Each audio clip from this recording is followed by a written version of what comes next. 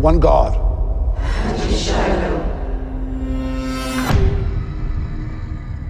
Consecration is a 2023 supernatural horror movie, directed by Cristopher Smith with a script he co-wrote with Laurie Cook. It stars Jena Malone, Danny Huston, and Janet Suzman. An American woman arrives at a convent on the Isle of Skye, looking to find the truth about her priest brother's death. Once there, she discovers murder, sacrilege, and disturbing secrets about her past. This was the ultimate confessional. The nuns, they stand here, and for every sin committed, they take a step back. The more steps they took, they fell to their death. God caught them. So I just got done checking out Consecration, and I went into this completely blind. I never even saw a trailer about this. I don't even know if I read a synopsis. I simply just saw that there was a new horror movie coming to theaters, and that was enough for me. I was like, all right, I'm there. And I was pleasantly surprised because this movie is way better than I expected it to be. Because I heard no press about it, I've heard no one at all talking about it, so I was like, well, how good can it be? It's gotta just be this little indie movie that nobody's talking about. And I was even surprised that a movie that nobody's talking about was still playing in a theater. I was surprised at. But I went into it with an open mind because, like I said, I knew nothing about it. And the whole movie is steeped in Catholicism because it does take place at a convent. And it's another one of these evil, possession or evil demonic stuff, or, it's one of those kind of movies. But I was surprised because it does feel different. At the very least, this is an extremely well done movie. Everything just feels thought out. I mean, even like the placement of items, everything felt like it had a place and thought put into it. There didn't seem to be anything that was happenstance, and that can go a long way for me. It does take its time to get into the story and to get into what is going on here, but it has this really cool whodunit mystery type of feel about it, even though it's not exactly that. I mean, she is going there to try to solve what happened to her brother because they say that he killed himself, and she's like, there's no way he killed himself, and so she starts to unravel this mystery. But pretty quickly on, it goes into some other directions. There's things that are questionably supernatural, and then it just goes deeper and deeper into that until it just becomes this full-blown supernatural wild movie. And I was surprised at just how crazy it goes, because the final act of this movie gets pretty out there, pretty wild, pretty gory and savage, and just a lot of fun. It is British, and that I think is part of it, but in general, it just feels like a movie a little bit from the past. It felt like it has this 1970s pacing, reminding me of those classic, mysterious, not quite giallo, but that has that mystery whodunit element to it, and just the pacing and style of it alone, it just feels that way.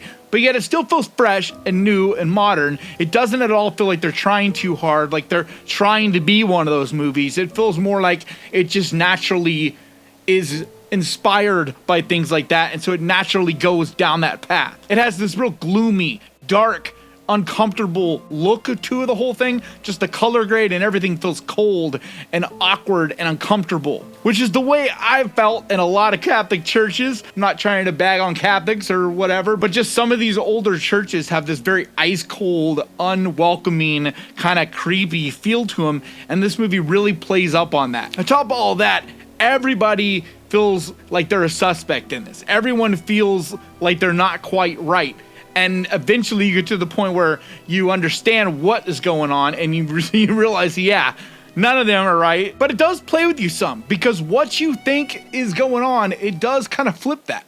You're never quite sure what's the reality until the end. And if you've been following along, it isn't a super big surprise, but it is still a little bit of a reversal, a little bit of flip, and things are a little bit different than what you might think they are. The cast do a fantastic job in this, especially Jena Malone and Danny Huston.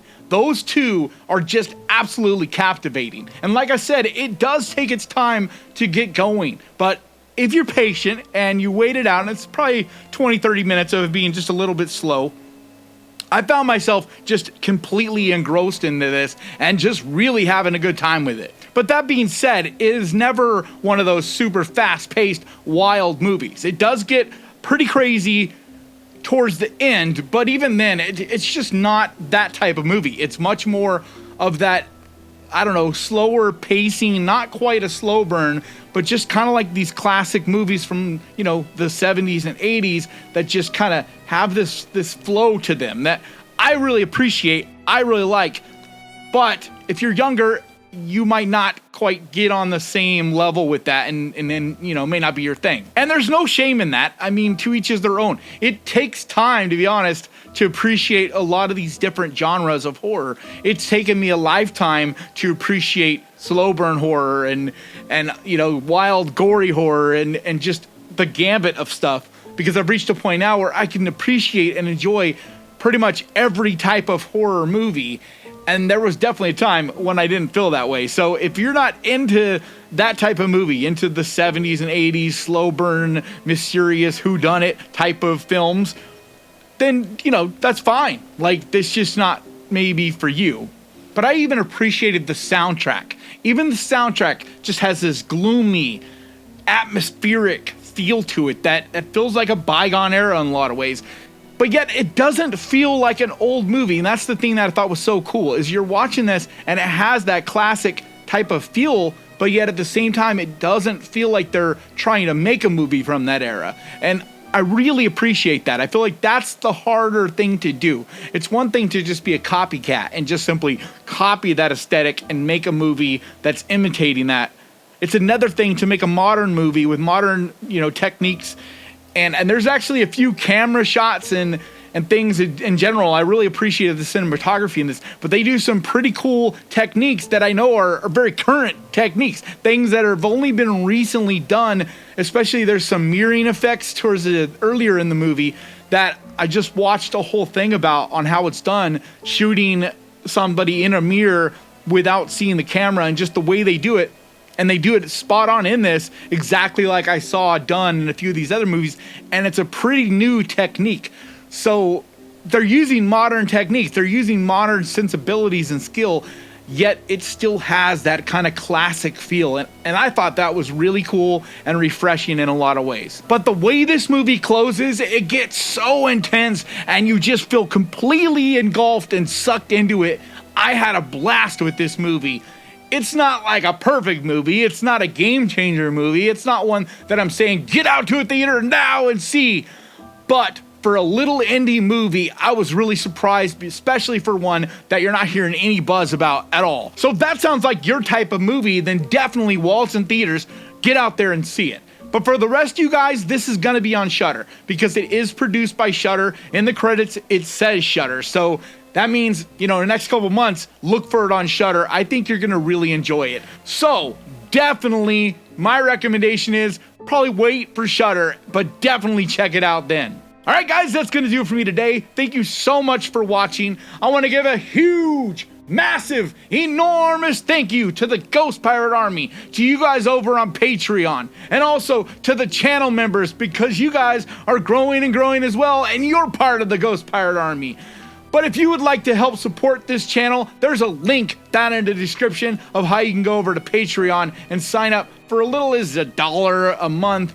And you'll be part of the crew over there, helping me decide, make decisions, seeing videos early, things like that. And like always, thank you so much for watching. Please crush that like button. And remember, guys, horror can be fun. And if you enjoyed this, click right here to see my Knock at the Cabin review. And I'll see you guys next time.